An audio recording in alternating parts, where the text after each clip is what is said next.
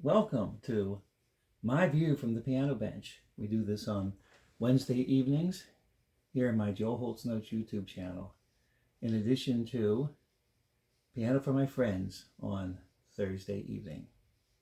So in this edition, or this side of the street, or this collection of videos and formerly live streams, I talk about experiences or thoughts or concepts that may be helpful to musicians and non-musicians, or at least interesting or something. Thank you for watching, and thank you especially to those of you who support and encourage me through the links you'll find on the support page of my website. You'll see a link to that on the video description. They are essentially tip jar options, including the Patreon, which is a ongoing monthly tip jar drop that sponsors these videos, really. And in response to regular support, I will send a thank you email monthly to share some exclusive content with you that nobody else will get. So where I'm going to go today is revisit or go back to the approach of taking a song, the title of a song, the song itself, and then wherever that song will take me in terms of experiences or thoughts. I started doing this in recent months, and it's been good. I don't have to plan. I just let stream of consciousness take me and find places I wouldn't have thought of.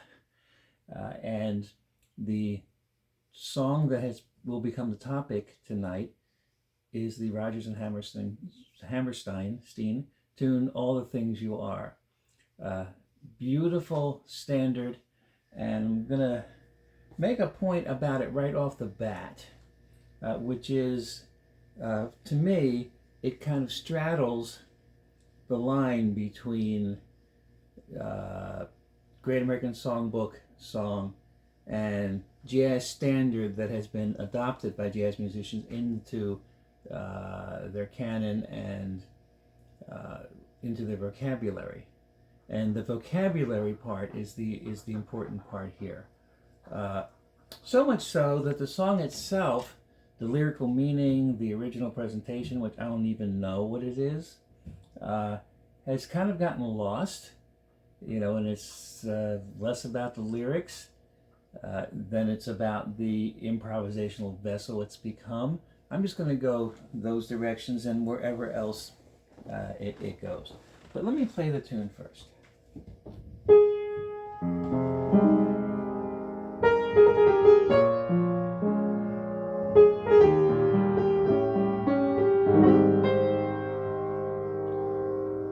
And I'm only stopping because I don't want to have to hold a thought in my head, which I would have to try to do, and then probably forget it anyway, which is explanation for why you're not seeing more of the keyboard is on Wednesdays it's less about the playing, although I am going to play some, and I move the phone camera closer so I don't have to yell across the room. And then if you watch on Thursdays, the camera's further away. So you'll see my hand disappear, but I promise it'll come back.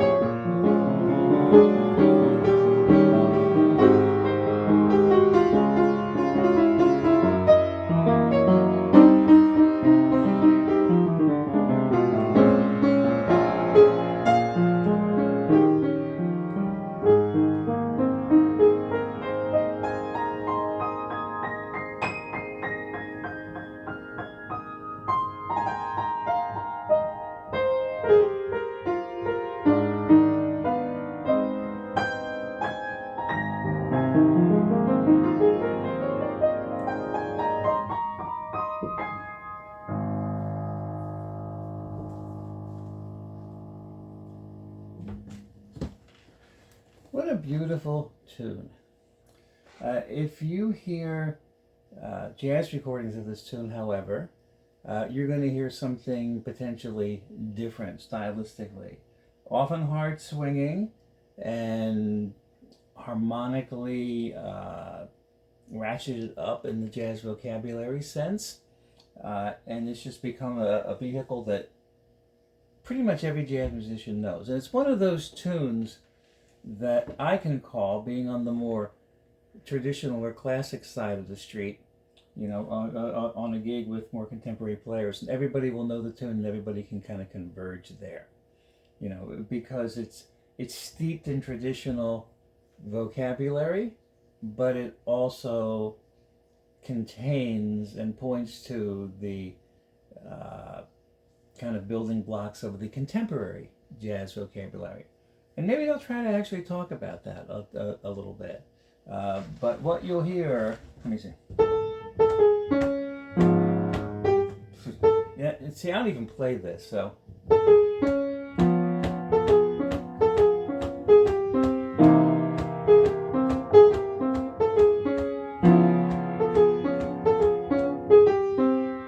Now, I don't even know where that intro comes from. I know it's some iconic jazz recording because every jazz musician who learns that tune, you know, in terms of like being a student and coming up, has to get it from that recording because everybody plays that intro. And what does that intro have to do with "You Are the Promised Kiss of Springtime that makes the lonely winter seem long"? You know? And now I'm thinking about a quote that I understand is attributed to Miles Davis, that you should always know the lyrics of the song you're playing, right? Or not a quote, but a paraphrase of things he would say. And of course, that goes away when the object of jazz just becomes, I don't want to just say the virtuosity, but what you can do pretty much to stretch the envelope and push the boundaries and, you know, find cool sounds and stuff like that. But I've always enjoyed playing this tune because, and I don't know if this is the experience of a more contemporary jazz player, and if you happen to be one and are watching, I would appreciate you chiming in. To me, this tune plays itself because of its construction, because of how, and I don't want to say formulaically, but how deliberately it follows the harmonic progressions and movements and detours and stuff that are kind of foundational to the jazz vocabulary. And this is why I think every young, you know, jazz student learns this tune, which now is going to open me up to a topic, well, not a topic, an emphasis that jazz students learn their canon of standards they're supposed to be able to know. And that was the case when I was coming up, although I didn't come up in jazz education, but when I did later take lessons from a prominent jazz educator in Philadelphia to kind of try to catch up and see what like the rest of the jazz world was thinking, and then getting more confused by it ultimately. You know, the list of tunes that you get in, you know, jazz education, if you go to college, you know, there's this canon of standards you have to know. Now, for me, and even how I looked at it at the time, was, yes, you know those standards because you need to play them on gigs.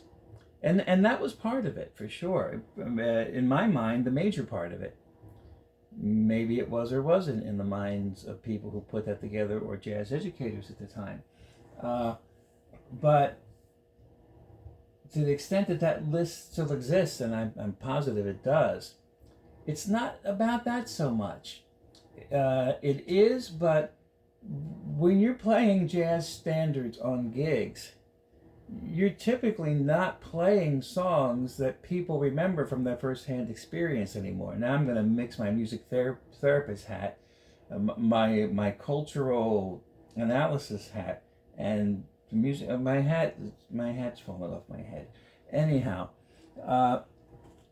because I guess, and I think this was the thing that created, I don't want to say the tension in my lessons. I'm going to say the tension in my attempting to study jazz formally, was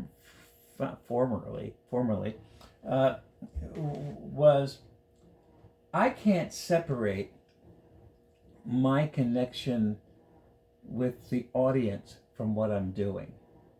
And I think it's fair to say that much of contemporary jazz is less concerned with the connection with the audience and more concerned with the connection, if you want to say, with what kind of virtuosity in whatever angle you're looking at it that you can portray. It's often said by honest jazz musicians that many jazz players will take a tune and not play the tune, but use that tune as a vehicle to show you what they can do. And I would have to say, can't you have both? Right? And the tune itself is now, I don't think the reason why jazz students learn it. It's what is taught through the tune. And like I said, this tune just happens to have that kind of construction.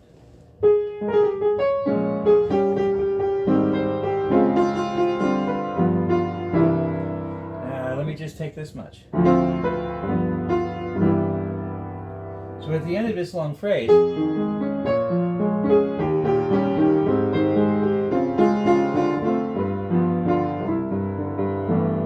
is a beautiful phrase.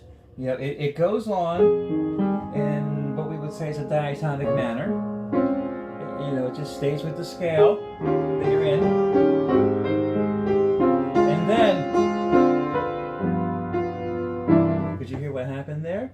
It's like, that was like all of a sudden, the colors and the picture changed suddenly. Picture didn't change, but something changed, right? So listen again.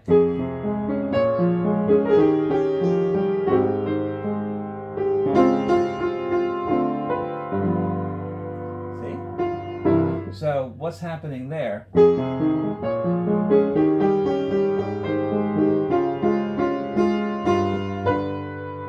See, that note, and as a consequence, this chord, isn't a part of anything that happened before. What happened before was from the scale, and the stock key for this is A flat, it's the only key I've ever played it in.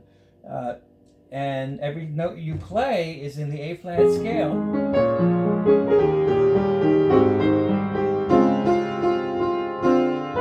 Woo!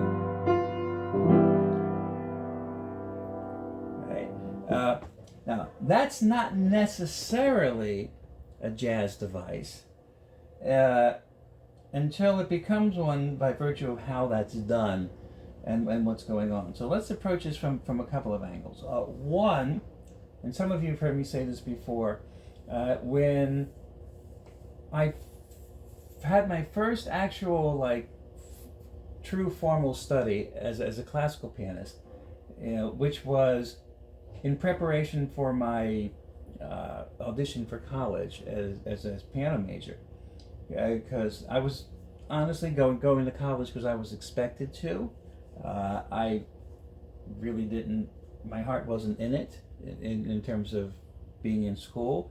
I hated school.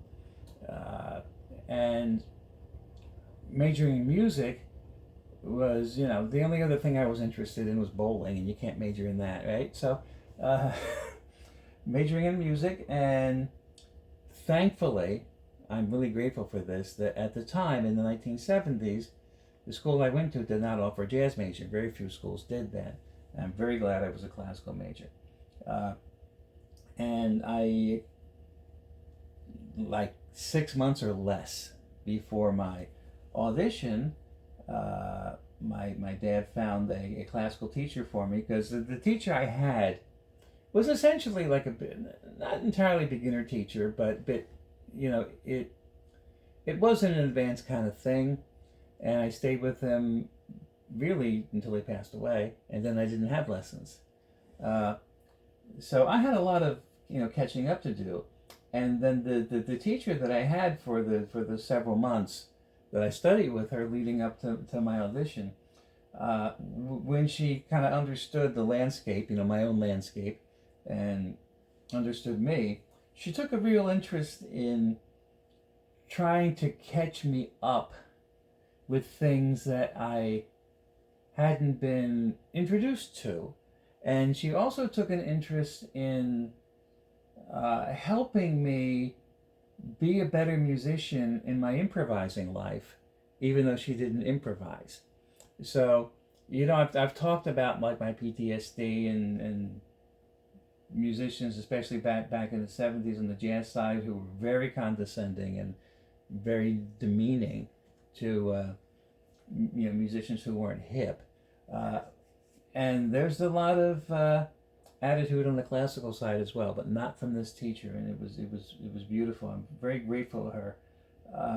Mary Hinkle was her name, and she lived in Haddon Heights, New Jersey.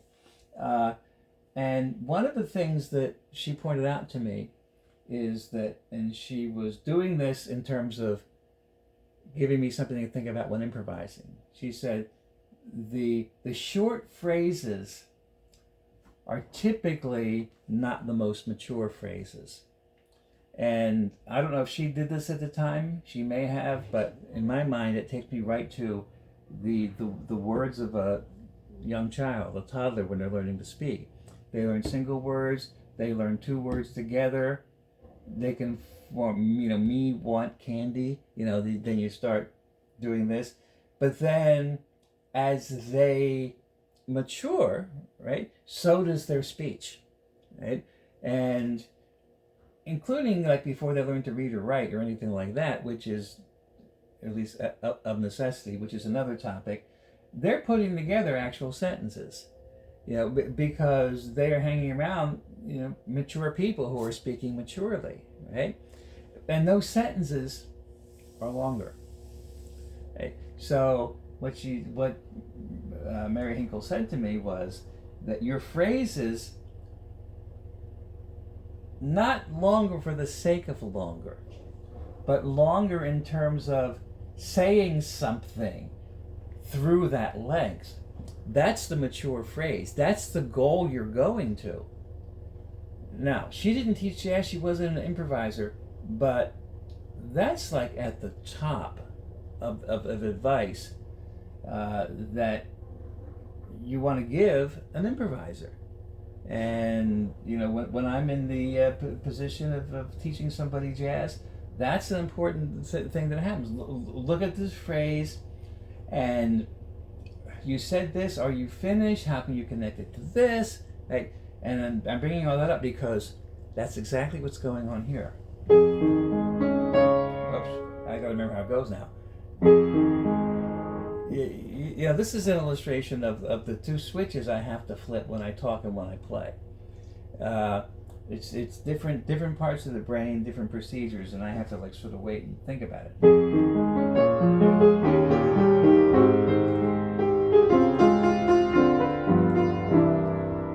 So we could call that a sequencing. I think it is, and you might call it other things as well. So we have.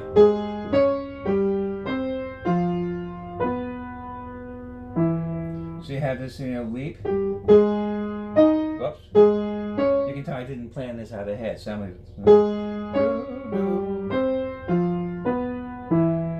right. So that's taking this idea. So now you're making a statement, and then lyrically, and now you put that same rhythmic pattern in the next sequence. Yeah. Sure, it's a sequence.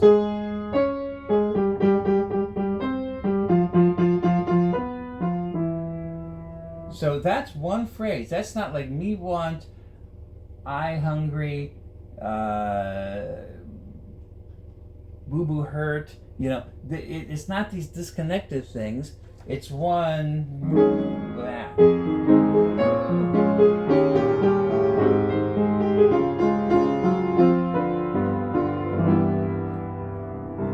Right? So, if you were to write that out, and I meant to look up the lyrics beforehand. Is my other phone here? Yeah, it is. Yes, I have two phones, an Android and an iPhone. I finally gave in to my friends who really, really wanted me to have an iPhone. And it's helpful, but I can't stand it. All right.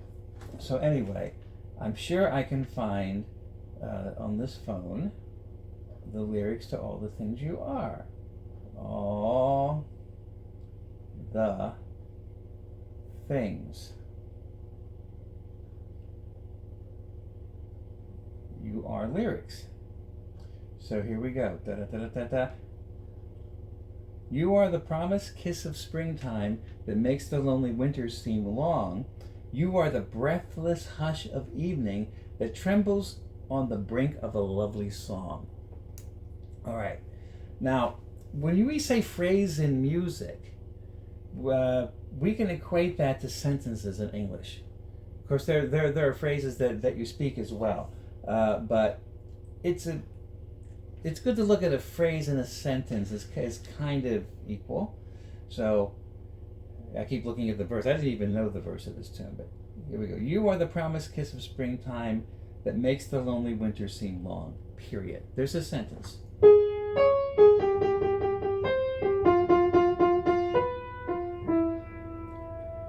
And that's a sentence musically that we call a phrase. So it's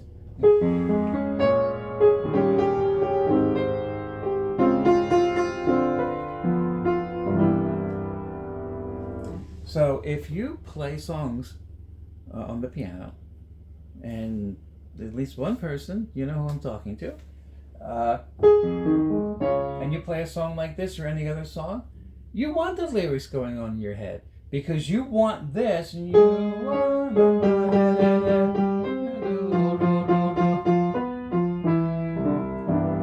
And you gotta give it to this for having a mature phrase, right?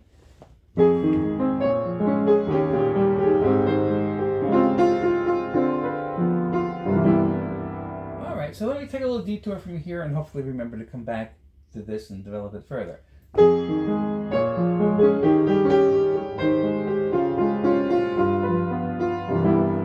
So jazz in contemporary, language is understood as being a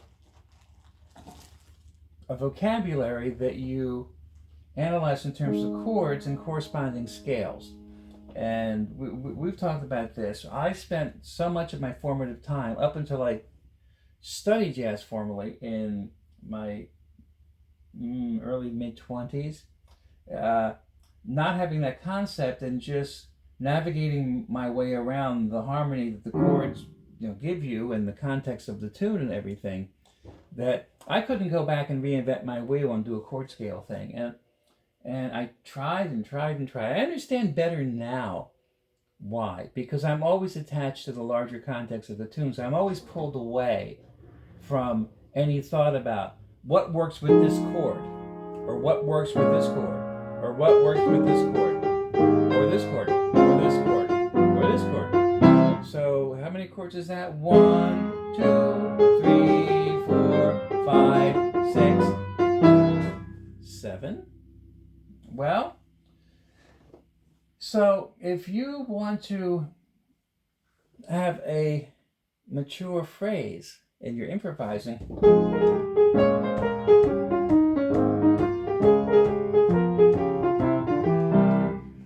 you want to have 7 reference points. You want to have 7 starts and stops.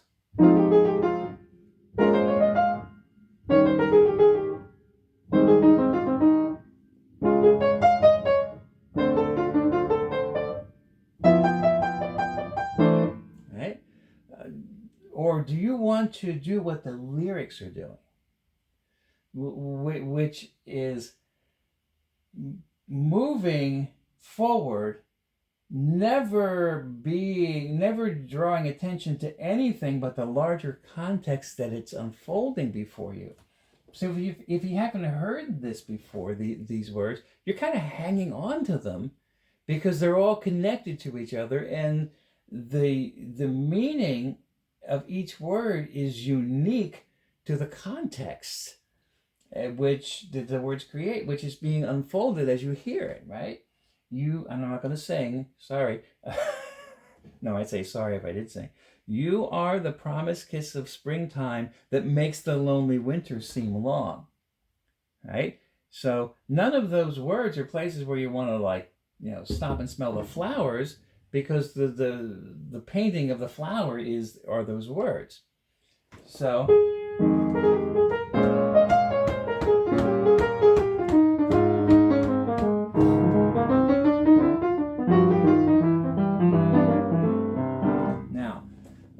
and that was just like random noodling. And I did wind up taking a breath there, in the middle. So I kind of separated that. But if I look at this sentence, I don't see it here, but you could have a comma. You are the promised kiss of springtime.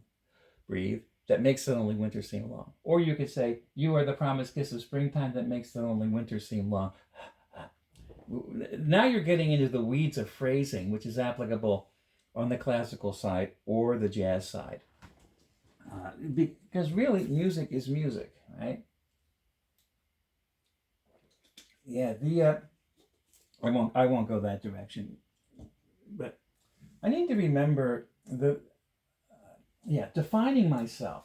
I've always struggled with that, because it's not just about jazz, and in some regards, it's not jazz at all.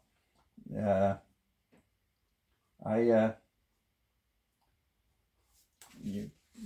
won't even go there. There is still the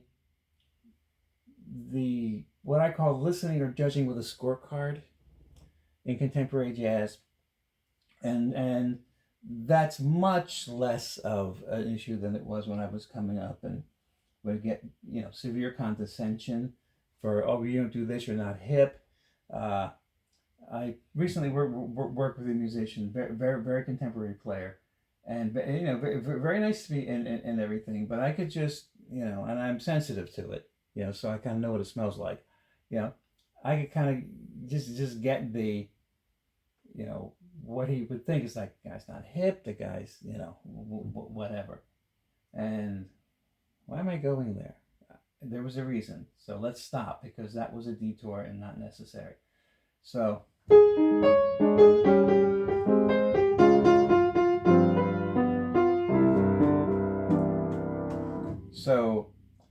you get what I'm saying about the longer phrase, right?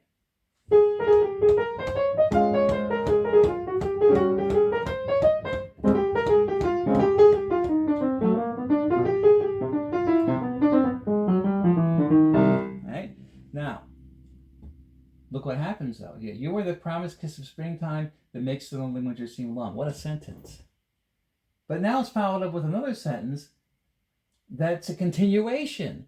It attaches to it and it creates poetry. You are the breathless hush of evening that trembles on the brink of a lovely song.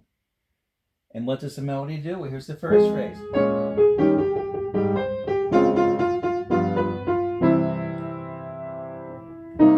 Same thing.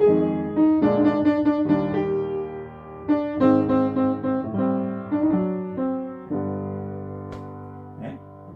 But it's not the same thing, because it's actually kind of starting in a different key, because when we had that little surprise thing, it moved us somewhere, and then we took that and created a place from which to be somewhere else.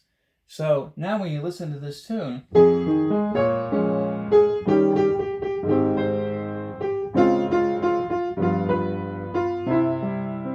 we're not done. Now,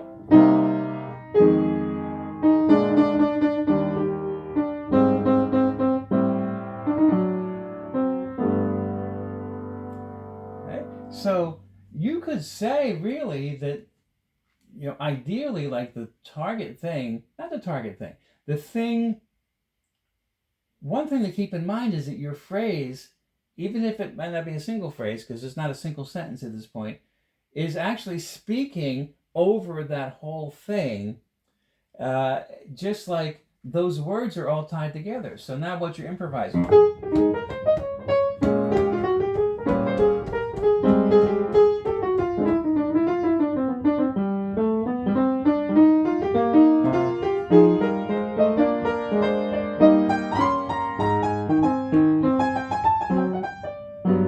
Something like that. But hopefully you could get that there was a connection with that. Hopefully to some extent you were being taken along. I'm not equating the level of my improvisation to the depths of these lyrics, but hopefully you feel like you were taken along with it. So let me play on it for a minute and gather my thoughts.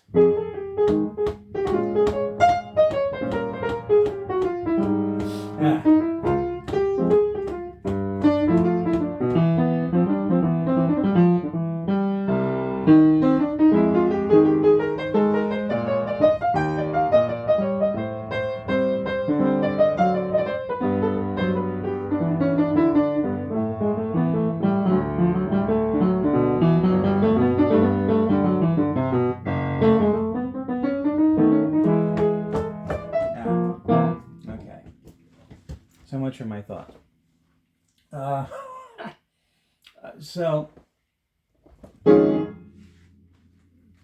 all of that came from the advice from Mary Hinkle about long phrases, mature music, and all of that. So let's talk about the structure of this tune. All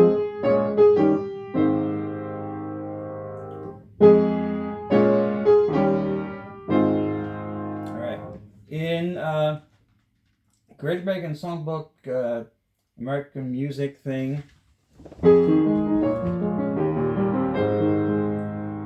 Now, if you just take the harmonic structure, guess what we're back to? And I brought this up the other week. If I turn it around and I don't start with that first chord, I put the chord of the key first instead of doing this. But it doesn't really do that, does it? Oh, it does. Right? So let me take that last chord, the chord of the key, A flat, and put it up in front too.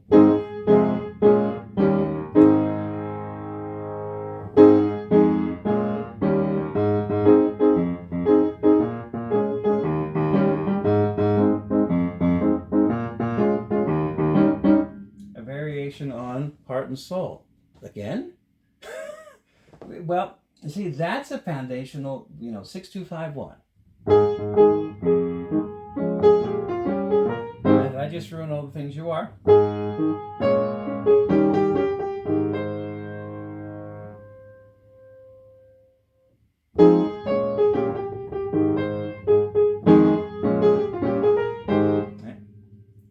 But that Great American Songbook device gets a little bit reduced to a slightly shorter, one less chord pattern. Then when we get to here, we drop to 6 and then now 2-5-1.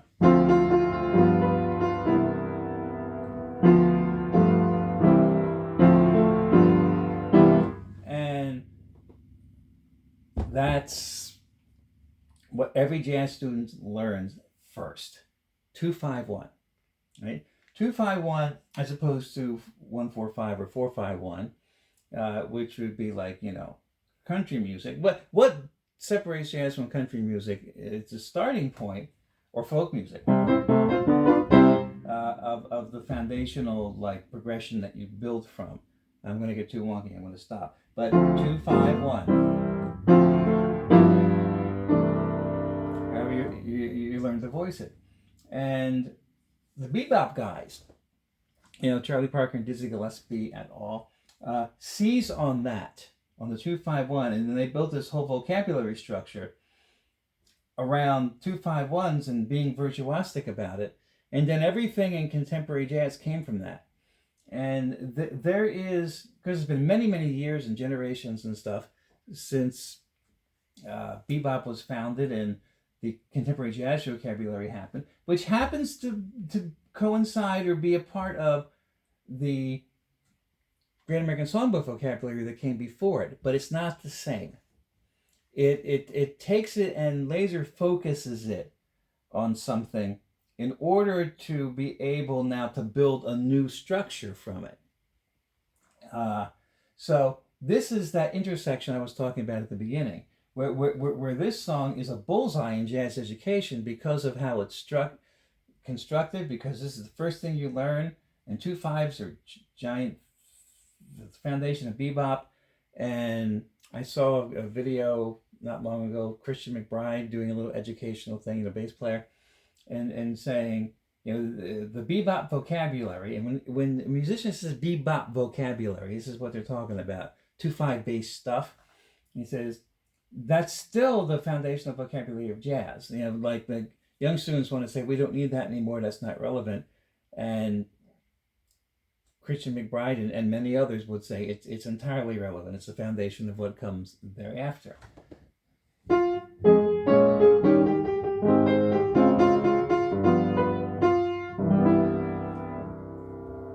So there's that construction.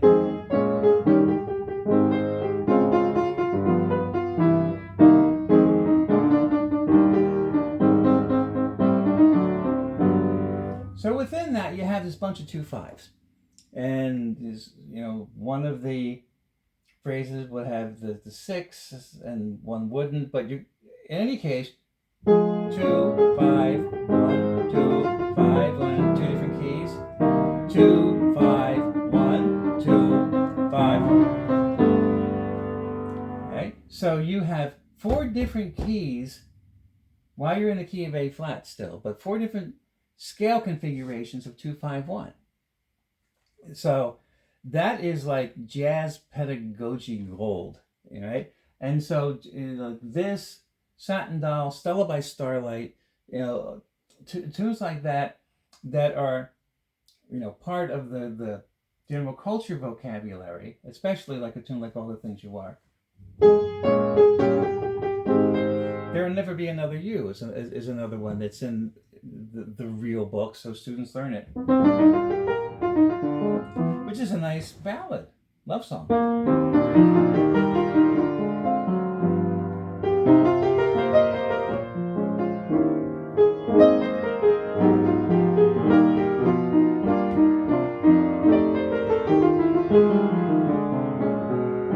Okay. But jazz students learn it, and nobody looks at the words, because it has that construction similar to this. And they're practicing their 2/5 licks and patterns and scales and stuff over it. Now, that's going to mean that a contemporary jazz musician is not going to sound the same playing a standard like this than a musician who's coming out of the sensibility of the time when this was written, right? Now, this is written in the 40s, maybe 45, I should have looked it up. So it was written concurrent with, and this is going to be speculation, I'm not a historian in this regard. My speculation is that this was written with the vocabulary that was happening at the time, but not to be a bebop tune. Probably these guys were aware that bebop was happening, and maybe there was some like they're going to write in that context. But I mean, it was still like it's the piano, the harpsichord, and Bach, right? The harpsichord was invented in J.S. Bach's lifetime. He would have been 24 years old when the piano was invented. And it would have taken a while to get to him. It would have taken a while for, Bach to take any interest in something that, was just this anomaly that's coming along, and then realizing that, this is becoming a thing. I'm not aware that he ever composed for the piano. He died in 1750, but certainly at the end of his life, he was aware of the existence of the piano, right? But we all understand that as pianists, we're playing his music that was written to be played by harpsichord or an organ. But when you're a pianist, it's much more analogous to the harpsichord. So I don't think Bach wrote for the piano. It wasn't there, for him to be part of his formative thing. It was an after Bach thing. So that I'm sort of equating it to this. I'm assuming that Rodgers and Hammerstein may have been aware of bebop, but this wasn't written for bebop. And so musicians, in my opinion, to the best of my knowledge, I should say, feel free to correct me if you want. So the approach to playing, and this tune's interesting because it really pushes you into the bebop thing, but still I'll make the overall point that musicians who learn jazz education starting with the 2-5-1 emphasis, and pacing their phrases together and doing all that, are playing in a manner that didn't exist and wasn't in the minds of anybody who composed those older tunes. And now saying this about all the things you are is a sort of fuzzy space because it's right in that border, right in that transition. But I could say it about tunes that were written before, let's say All of Me, written in 1930.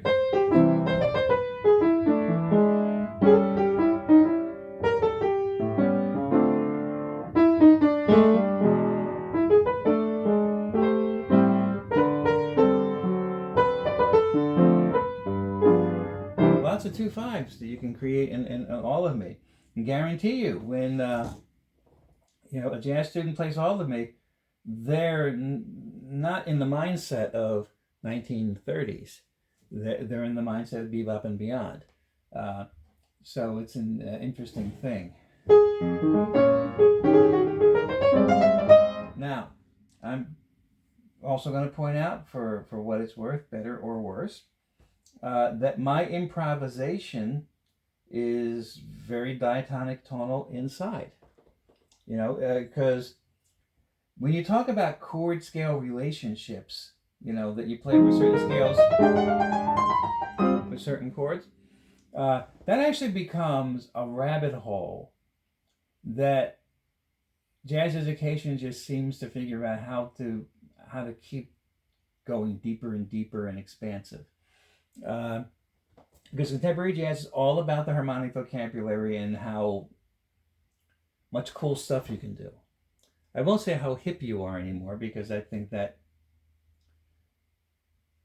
era has passed about, there is the hipper than thou thing, but jazz isn't new anymore. It was much newer, less than half its age, or about half its age when I was coming up. So contemporary jazz people will take this and they'll do other reharmonizations and they'll do other extensions and create 2-5s within the 2-5 and all this stuff. And I'm just playing, I'm not even thinking about scales. I'm just thinking, let me go with the arc of the melody of the tune. And we've talked about this before when I brought up an email I got from a very nice person talking about, to him, and I shared this with a friend, and it became very controversial, and my friend got defensive, and I understand that. But to this guy, I was like the epitome of keeping the melody accessible while I improvise. Like the melody was always there. You can always find it. And I think the main reason is that I'm not taking, adding a steroid concoction to the jazz vocabulary in order to see what I can do. I'm just trying to express. I'm expressing along with the tune.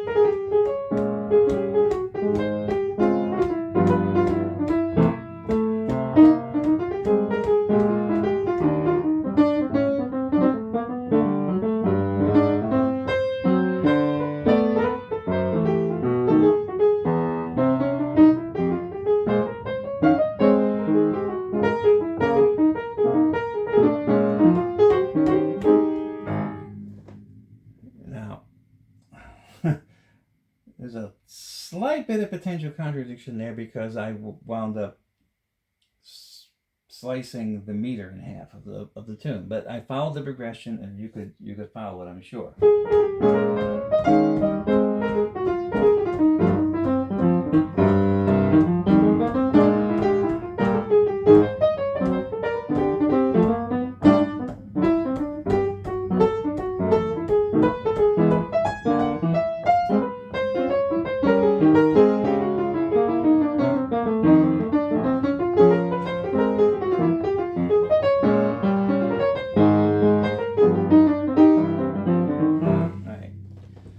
So,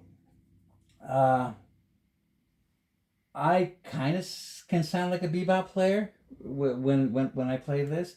The historic bebop player, who didn't like evolve 10 or 20 years to try to make bebop obsolete and make the next cool thing, the thing. This one's really easy for me to play, and because this tune is constructed the way it is, it makes me speak the jazz language more than like an older tune,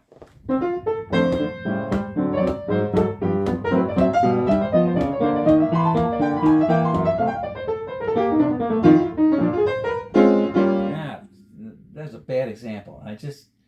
The last thing I did was like something that Charlie Parker would have played, but let me play a slower tune.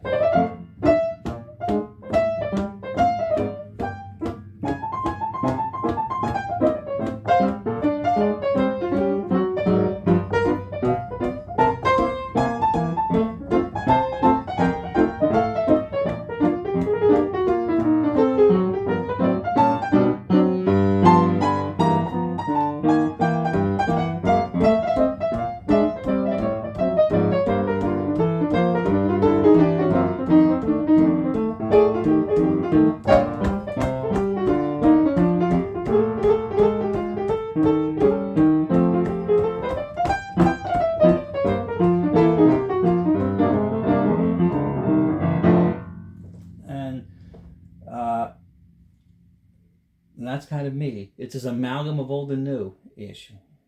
Oldish, new-ish, whatever. So let's take one more thing about this tune, and I could go on a long tear with this. This is a great tune to move around time signatures or meter signatures.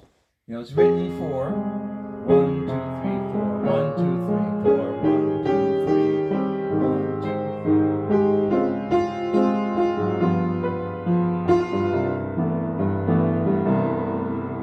3. And you can play it as a ballad. You can kind of do a big rubato with the time. Or you can play it as a walking or moving ballad.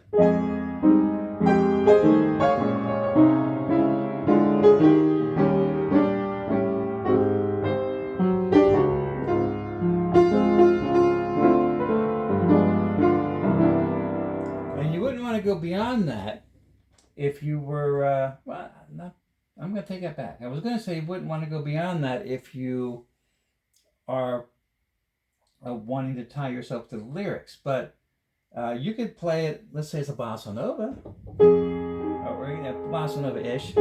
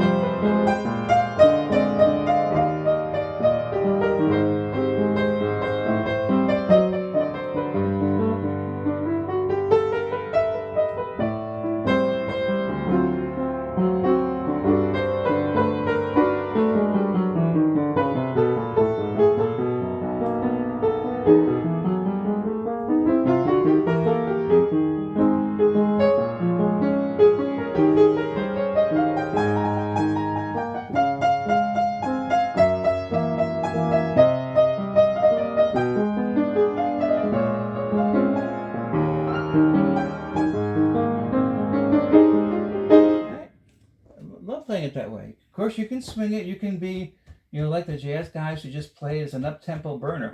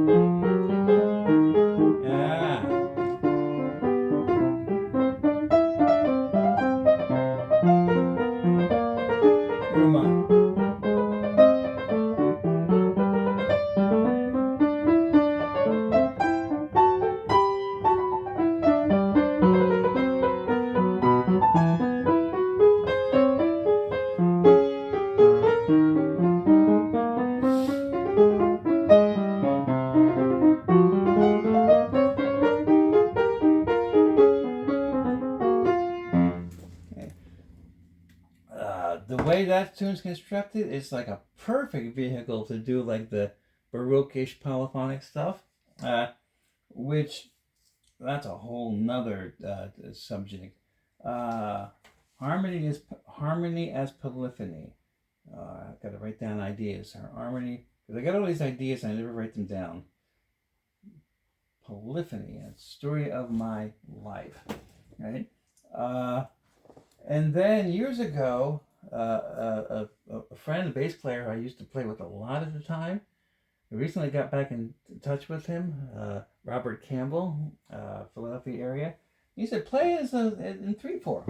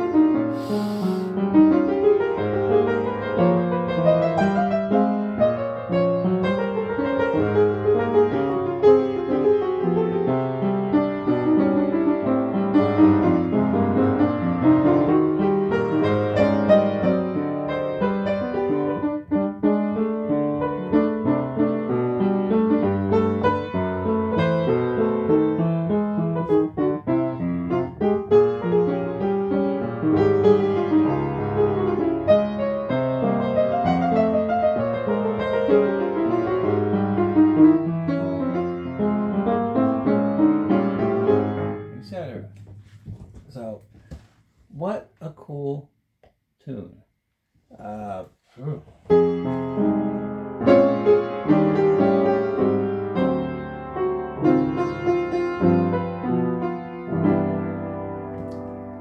And it's a tune I learned early on as a teenager.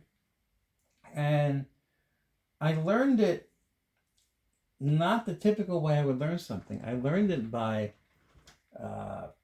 deliberately memorizing it. And so this is one of the few tunes that I actually think about the chords and what they are. And what I would always say is, because I did it that way, I blocked myself off from like being comfortable moving the song around keys or anything else. But I have to look at it now and say, it's also because the song is complex and it requires some analysis. But for me, it's kind of a unique space, that song puts me in, much more unique than most other tunes. Some in the same key.